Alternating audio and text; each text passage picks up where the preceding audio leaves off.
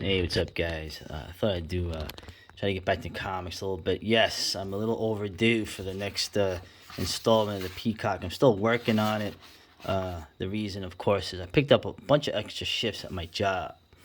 Okay, you know the old saying, right? Either make money or make comics. So hopefully I'll be able to post this tomorrow night or Monday. Yeah, it's not easy, but I'll let you know I'm not forgetting about that. I mean, geez, I've been working. It takes so much longer than you think, but whatever. But what are these? What the hell are these comics? Even some Marvel and something else. Dynamite. Hey, Dynamite. And Vamps again. All right. These comics that I found in this October, they're kind of in the horror vein. And it's interesting too with all the stuff you hear about DC and Marvel. These are comics that seemingly came out of nowhere. Okay, not that I've been following the previews, but it's very strange that there seems to be no plan. They just release whatever they can. But anyway, Batman vs. Bigby. Who the hell is Bigby? I wasn't even gotten this until I saw this name here. Who is that? All right, Bill Willingham. He became famous later for this Fables thing, which I'm not familiar with. But Bill Willingham was another comico 80s dude, like Chuck Dixon and Matt Wagner. Created probably one of the best superhero series ever, Elementals. A very dark, supernatural based superhero universe. I'm gonna get into the Elementals at some point. One of the best series of the '80s by this writer here. So the comic itself, well, Bigby, I assume this is a character, maybe from Legends, a werewolf character. The story itself is kind of strange. It takes place in a sort of indeterminate time period in Gotham. You don't know if it's the 40s or the modern times. Right? You see the people here. But it's a lot of interesting, corrupt city, almost turn of the century sort of things going on here with Batman investigating a bunch of murders. Um, like this. Screenwriter. So you see what they're trying to do here. Okay, even though Bill Willingham is an old comics vet on the Black Label, there seems to be no rhyme or reason how things are going. But hey, it's post, post comics. So I look at DC horror. Now they have DC horror. Okay. I looked through this. The Joe Hill comics went downhill. Or they were never uphill, but they kind of dropped them, I guess. But DC horror, I saw this Soul Plumber, and I was like, "What is this?" Oh, look at this. The last podcast on the left. Okay. I've heard of them. I think it's more of the woke horror stuff. And looking through this comic, it is thoroughly, you know, um, making fun of Christians. Right? I'm the guy who I have my own issues with Christianity. Okay, except I'm coming it from the last podcast on the right, or am I? I don't know, but garbage. Anyway, a segue. This is the horror month, right? And Lock and Key. Look, oh look, I love seeing my. I always mention, right? I lost about 7 male ancestors in that war. I love seeing them represented like this 666. But was this comic good? It was interesting. I like the art. And here's Bigby. I don't like the fact that Batman is such an ass kicker, though. He seems to beat up everybody now. I mean, the Ninja Turtles, he beat them up pretty easy. Of course, Batman is. I'm sort of taking on the Batman concept with my own comic, but it was kind of good. I'll look at the next issue. All right. Okay, another DC comic here. Not Black Label, but Arkham City. Now, this art, it's hard to describe. What was the name of that artist? Maybe you guys can help me. And he drew Daredevil, I think it was in the 90s.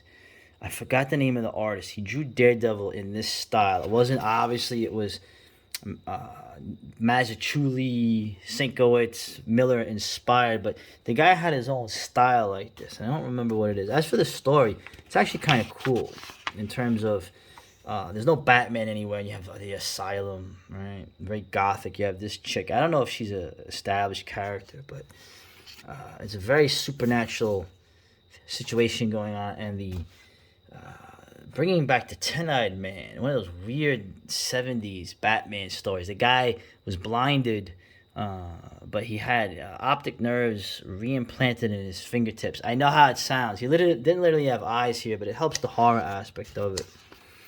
And it's just interesting, although the arc sometimes seems to get in the way of itself. But it's interesting that this female character is not the...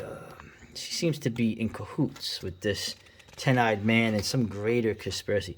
It was, I don't know, it was decent, I guess. Yeah. And, my girl, Andrea. Anyway, through more. Yeah, woke comics and woke horror. Alright, so Moon Knight. What the hell is this? Marvel? How this sacrilege?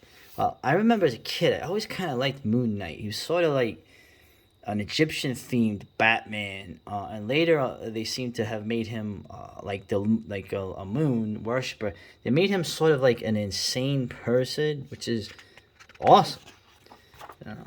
Jed McKay. I don't know who this is. This is some kind of Canadian, I think. I looked at his Twitter. He seems to be a typical shitlip, but he's not. He seems to be focusing on the comics, and it's cool. Right off the bat, you have these evil vampires. And Moon Knight rescues them, and one of them is this character. She's gonna become she was a vegan. Now you can imagine the horror of being a vegan and then having to be a vampire, right? But apparently she becomes Moon Knight's assistant. Very strange. Now the art is interesting, of course, and Moon Knight is what is this? Okay. Is that necessary? Does that necessarily have to be a contradiction? Just saying. I'm just saying. Anyway, of course, I always like. What do I like? The Egyptian imagery in horror and just in metal and in general. I love the Egyptian imagery. There's just something about it that always has a mystique for the European. So there seems to be this guy. This guy is a villain. Interesting. And I have the next issue. There's a scene in here that's really cool. This vampire woman is, like I said, is his assistant, and she seems to actually be a very nuanced character. So I'm very impressed with Moon Knight. Now this scene here, and this is a villain. Okay, I don't know, but it's just interesting. I want to show you a cool scene right here. Just the imagery of it, the Egyptian imagery right here, where he drives this dude insane. This imagery here of, that Egyptian creep, man. I love that, man. Good job. Issue 3's out. I gotta check it out, but I mean, is it super great? It's not much. Oh, what is? Oh. Yeah, damn. They always made a million jokes about Elvira, but that was no joke. Elvira meets Vincent Price. So this was. Listen, I love Vincent Price. I love horror. It's a very, David Avalon. It's very, very campy, and I told you that I like campy stuff. Believe it or not, there's a place for that. I don't always have to be Mr. Macho Man, Mr. Evil Dude. The jokes are kind of punny and kind of lame on purpose. But the cool thing is that she runs into Vincent Price, and whoever wrote this, okay, obviously respects Vincent Price, know the artist, they know the movies he's in, Pit and the Pendulum, right? Of course, once again, the Egyptian imagery. There's a movie involved here, right? They make fun of the House on Haunted Hill thing. Oh, I'm triggered. And they show Vincent all the different movies he was in. The guy draws him because he's sort of a ghost. They draw him in the different ways he looked in the different films, and the whole thing stems on there's a film within it. There's one of those devices, the fake film device, right, where there's a mysterious film that no one has seen and I always liked that. I always liked that trope. Uh, Go to the next one, and the only